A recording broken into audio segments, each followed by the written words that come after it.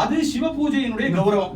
அதனாலதான் நித்தியம் பஞ்சாயத்தனத்துல பெருசா இல்லைன்னா கூட எல்லாம் சுயம்புவா சின்ன சின்னதா இருக்கும், அதை வச்சு ஒரு பூஜையை பண்ணி விடுறது. ஜீவன் முக்தாளான சந்திரசேகர பாரதி மகாசுவாமி முதற்கொண்டு நித்தியம் பூஜையை விடலை. இன்னைக்கு நம்ம மகாசன்னிதானம் பண்ணிட்டு இருக்கார். அதனால பூஜை எந்த காலத்திலும் யாரும் விடப்படாதுங்கிறது தர்மம். அதுல பிள்ளையாருக்கு இந்த அருகம்புல்ல ரொம்ப விசேஷமா சொல்லியிருக்கு. இதை பத்தி விநாயக புராணத்துல ஒரு சரித்திரம் வருது. இந்த அருகம்புல்ல கஷ்யபர் தேவதைகளுக்கெல்லாம் அப்பா, கஷ்யப பஷ்யபோ பவதின்னு வேதம் சொல்றது சூரிய நமஸ்காரத்துல. அதனாலதான் அதிதிக்கு பிறந்ததுனாலதான் தேவதைகளை எல்லாரையும் ஆதித்யாள்னு சொல்றோம். அந்த கஷ்யபர் நித்தியம் பிள்ளையார பூஜை பண்ணுவாராம். அப்படி பூஜை பண்ணும்போது இந்த அருகம்புல்ல வச்சு அர்ச்சனை பண்றாரு. அப்ப அந்த அம்மாவுக்கு ஒரு நாள் ஒரு சந்தேகம் வருது. எக்கச்சக்கமான வாசன புஷ்பம் எல்லாம் இருக்கு, நம்ம பசங்களோ தேவேந்திரன் மற்ற தேவதைகள்லாம் நீங்க சொன்னீங்கன்னா மேலேந்து பெரிய பெரிய பாரிஜாதம் அப்புறம் கதம்ப விருட்சம் இதெல்லாம் கொண்டு வருவாடு, இந்த சாமானிய புல்லை வச்சு நீங்க பூஜை பண்றீங்களே என்ன காரணம் நாடம்? அப்படியா, நான் இதோடைய மகிமையை உனக்கு காமிக்கிறேன்னு பிள்ளையாருக்கு அர்ச்சனை பண்ண நிர்மாதி அருகம்புல்ல கையில கொடுத்து இதை எடுத்துன்னு போய் நேரா உன் பிள்ளை கிட்டே இருந்து இதுக்கு சமானமான ஐஸ்வர்யம் வாங்கின்பா அப்படின்னு சொன்ன உடனே அவ தேவமாதா நேரா கிளம்பி மேல இந்திரலோகத்துக்கு போய் பண்ண எல்லா தேவதைகளும் அம்மா வந்திருக்கா நமஸ்காரம் பண்றா. என்ன காரியம்னு கேட்கறான் தேவேந்திரன். இல்ல உங்க அப்பா கிட்ட கேட்டேன், இந்த மாதிரி பிள்ளையாருக்கு அர்ச்சனை பண்ண அருகம்புல்ல இதுக்கு சமானமா ஐஸ்வர்யம் கேட்டாரோன்னு இந்திரன் சிரிச்சானா. இதோ புல்லு, இதுக்கு சமானமா இந்த குந்துமணின்னு சொல்லுவோம். ஏன்னா சாஸ்திரங்கள் எல்லாமே தானத்துல இந்த குந்துமணியை தான் பேசுறது. உதாரணம் இப்பதான் நாம மத்த பவுனூர்லாம் சொல்றோம், அது நிஷ்கம் தோலா எடை இந்த மாதிரிலாம் சொல்லுவோம் அதை பழைய வழக்கத்துல. அந்த மாதிரி நிஷ்கம்னு சொல்றது ஒரு வழக்கம்.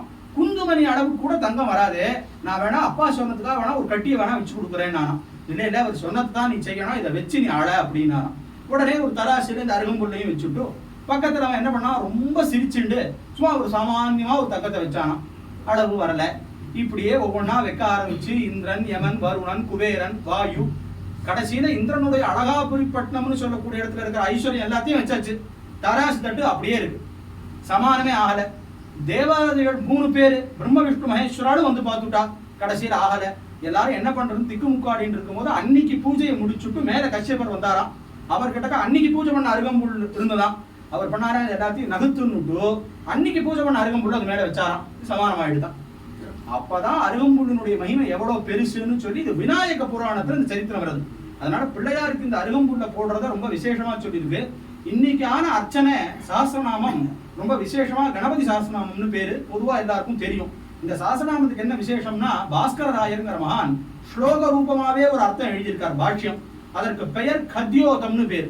கத்யோதம்னா மின்மினி பூச்சின்னு அர்த்தம். சூரியனுக்கு முன்னாடி மின்மினி பூச்சியினுடைய ஒளி எந்த மாதிரியோ அந்த மாதிரி மகா கணபதிங்கிற சூரியனுக்கு முன்னாடி நான் எழுதின பாஷ்யம் அப்படின்னு சொல்லியிருக்கார், ஸ்லோக ரூபமா எழுதியிருக்கார். இந்த சாஸ்திரநாமத்துக்கு என்ன ஒரு பெரிய விசேஷம்னா பின்னாடி சொல்றார் பரஸ்ருதியில படித்தம் பாட்டித்தம் சர்ச்சிதம் ஸ்ராப் எல்லா புராணத்திலையும் கேடு புண்ணியம் சொல்லியிருக்கும். ஆனா இந்த மகாகணபதி சாஸ்திரநாமத்தை பத்தி பேசினாலோ இப்படி மகாகணபதி சாஸ்திரநாமம்னு ஒண்ணு இருக்குன்னு சொன்னாலோ இந்த சாஸ்திரநாமத்துல என்ன வார்த்தை எல்லாம் இப்படி வராதுன்னு சொன்னாலே புண்ணியம்னு இருக்கு அந்த சாஸ்திரநாமம். அந்த சாஸ்திரநாமத்தினால இன்னைக்கு பிள்ளையாருக்கு அர்ச்சனை, மூல மந்திர நாமார்ச்சனையினால அர்ச்சனை. இந்த நாம மந்திரம் உபனிஷத்துல வருது, அதுக்கு லட்சணம் உபனிஷத் கொண்டு போய் சொல்றது. அகாரோ மத்தியம ரூபம் அனுஸ்வாரச்சாந்திய ரூபம் பிந்து உத்தர ரூபம் நாத சந்தானம் சகுன்ஹிதா சந்தி சேஷா கணேச வித்யா. இது கணேச வித்யேன்னு பேரு. அதர்வ சிரசிலே கொண்டு போய் இந்த உபனிஷத்துல இந்த நாமாவை பத்தி பேசுறதுனால அதை வச்சு பகவானுக்கு விசேஷமான இன்னைக்கு ஒரு அர்ச்சனை. இந்த சஹஸ்ரநாமம் ஒரு கட்டு செட்டா இந்த தூர்வா நிறைய பண்ண அர்ச்சனை, இதெல்லாம் பகவானுடைய அனுகிரகத்துக்கு ஒரு பெரிய விசேஷம். ஒரு மேல மேல நமக்கு சிரத்தையும் ஆச்சாரியாட்ட பக்தியும் இன்னும் கோபாலனுடைய கைங்கரியம் ஊருக்கான க்ஷேமம் இன்னும் மீதி எல்லாத்தையும் கொடுக்கட்டும். அதனால இந்த அருகம்புல்லுக்கு அவ்வளவு மகிமைங்கிறது தெரிஞ்சுக்கணும். இப்ப என்னமோ டாக்டர்லாம் சொல்றாடா அந்த ஜூஸ் எல்லாம் சாப்பிடுறதுன்னு சொல்லி இடத்துல எல்லாம் பண்றாளாம். நம்ம பெரியவா அந்த காலத்துல அருகம்புல் பில்வம் துளசி இது போட்டு ஒரே ஒரு தீர்த்தம் இது குடிச்சுட்டாலே சர்வரோக நிவாரணியா இருந்தது. அதனால சிவ பூஜை பண்ணணும், பஞ்சாயத்தன் பூஜை அவசியம் ஆத்துல வச்சுக்கணும், பிரம்மயஜமாவது இருக்கணும் அப்படிங்கிறது இதுல இருந்து நமக்கு தர்மம் தெரியறது. அதையெல்லாம் பகவான் நமக்கு நிறைய கொடுக்கட்டும். ஹர நம பார்வதி பதயே.